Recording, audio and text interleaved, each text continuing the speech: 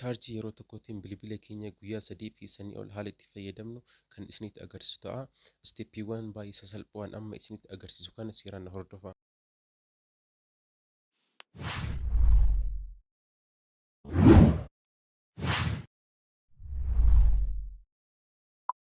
Assalaamu alaikum warahmatullahi wabarakatuh. Egaa kabajamtoota daawwattoota keenya viidiyoo keenya guyyaa har'aa keessatti haala bilbila keenya chaarjii yeroo tokkootiin guyyaa 3 fi sanii ol itti fayyadamnu kan isinitti agarsiisu ta'a jechuudha.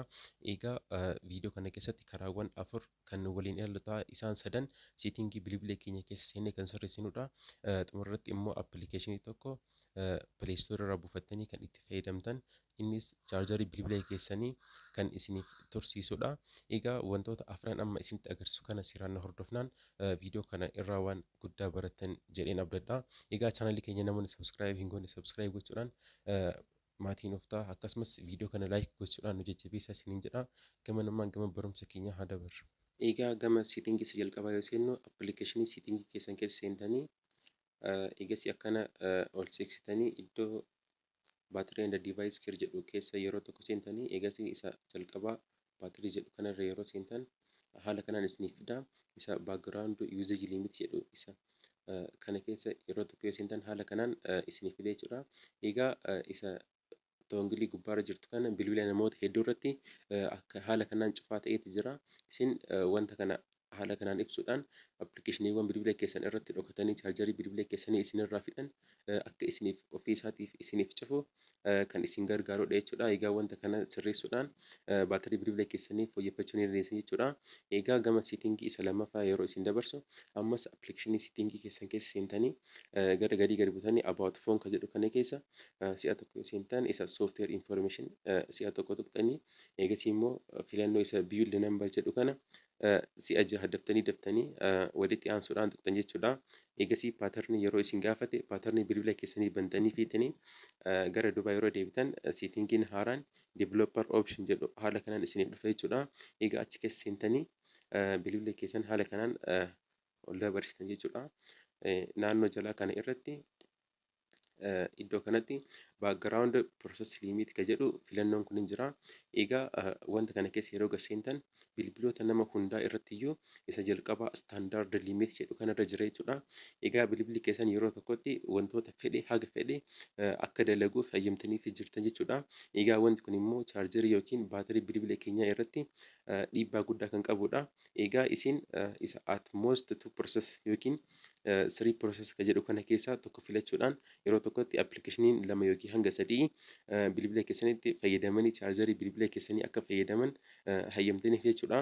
Egaa yoo no background irra gootan xiqqoo dhiibbaa bilbila keessanii irratti waan qabuuf isa sadii yookiin lama irra deebistaniitiin chaarjarii bilbila keessanii akka isiniif qusatu gochuu ni dandeessan jechuudha.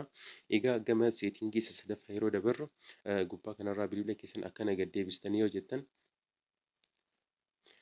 gama cinaa kanarratti filannoo isa dark mode jedhu kana jira. Egaa dark modiin kun bilbiloota nama hundaa irrayyuu ni jira jechuudha. Egaa hedduun keessanis ni beektanii namoonni hin beeknes waan jirtaniif faayidaa wanta kanaa isinitti himu. Egaa dark modiin kun haala yeroo cufame haala kanaan bilbilli keenya adii ta'a jechuudha. Egaa yeroo dark modii isa kana ibsine immoo haala kanaan gama gurraachaa deebi'a. Egaa kunis kan nu fayyadu chaarjii bilbila keenya iskiriinii keenya ifaa gara alaa baasuudhaan fixusan parsantii guddaadhaan kan nuuf qusatudha jechuudha. Egaa wanta kana ibsuun keessan chaarjii bilbila keessanii parsantii irra caalaa kan akka isiniif qusatuuf wantoota isin gargaaran keessaa isa jalqabaati jechuudha. Egaa seetingiiwwan guyyaa har'aa sadan isinitti agarsiisuuf dhufe isaan kana. Egaa isa gama xumuraa fi isa afuraffaa appilikeeshinii isiniif qabadhee dhufe sanitti isin haa dabarsu jechuudha. Egaa appilikeeshinii guyyaa har'aa isiniif fidee dhufe isa kana jechuudha. Maqaan isaa elektiroon jedhama. Appilikeeshinii kana bilisaan pileestoorii irraa buufachuu ni dandeessan jechuudha. Egaa pileestoorii irra seentanii iddoo sarchii sanitti elektiroon jettanii haala kanaan yeroo barreessitan isa jalqaba irratti isiniif dhufu kana jechuudha. Egaa appilikeeshinii kana install gochuudhaan yeroo open jettaniin haala kanaan isiniif fida jechuudha. Egaa appilikeeshinii baay'ee namatti toludha. Egaa si jalarratti xiyya kana si'a tokko yoo tuqxan haala kanaan isiniif fida. Ammas tuqxaniitu man bira dabartanii ammas yeroo afuraffaadhaaf yeroo tuqxan haala kanaan isiniif fida. Egasii isa gara jalaarraa kan yeroo tuqxan haala kanaan isiniif bana eegasii dan jedhu kana yeroo tuqxan haala kanaan informationii dhagaa yookiin baatirii bilbila keessaniitiin wal qabatu cufa haala kanaan isinii fida. Akkuma agartan fayyummaa dhagaa keessanii chaarjii parsantii meeqa akka qabu kaapaasitii isaa akkasumas teempireechara dhagaa keessanii ho'i moo hin ho'ine akka jedhu haala kanaan kan isinitti agarsiisudha jechuudha. Egaa kana malees faayidaan isaa inni guddaan guyyaa har'aa an isinitti agarsiisuudhaaf jedhu isa gama filannoo garanarraa kana fankishin jedhu kana keessa yeroo seentan akkuma agartan filannoo lama jira.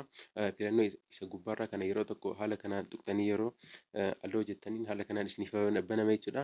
Eegasii parsantii kana gara 85 yookiin 90 siqsitanii yoo 85 irratti illee dhiistan baay'ee bareeda. Egaa kunis kan isin fayyadu miidhaa chaarjarii keessan irratti bilbilli keessan sa'aatii dheeraadhaaf chaarjii irra ture miidhaa dhagaa bilbila keessanii irra ga'u san kan isiniif hambisudha jechuudha. Egaa bilbilli keessan parsantii 85 yookiin 90 irra yeroo ga'ee jedhe alaarmii akka alaarmiitti iyyuudhaan bilbila keessan chaarjii irraa akka futan kan isin gargaarudha jechuudha. Egaa akkuma beektan bilbilli keenya sa'aatii dheeraadhaaf chaarjii irra yeroo ture dhagaan bilbila keenyaa dadhabaatti deema. Egaa wanta kana sirreessuudhaan rakkoo san karaa baay'ee salphaa ta'een furachuu dandeessan jechuudha. Egaa kabajamtoota daawwattoota keenyaa viidiyoon guyyaa har'aa isinii qabadhee dhufe isa kana ture. Wanta kana irraa waan guddaa akka baratanii fi itti fayyadamtan abdiin qabaa. Egaa yoo viidiyoon kun isinitti tole laayik gochuudhaan chaanalli keenyas sabskiraayib gochuudhaan maatii nuuf tahaa namoota jaalataniifis sheer godhaa. Akkasumas wanti isiniif hin gallee fi wanti kana booda akka isiniif hojjedhu feetan yoo jiraate iddoo koomantii irratti naaf barreessaa. Galatooma.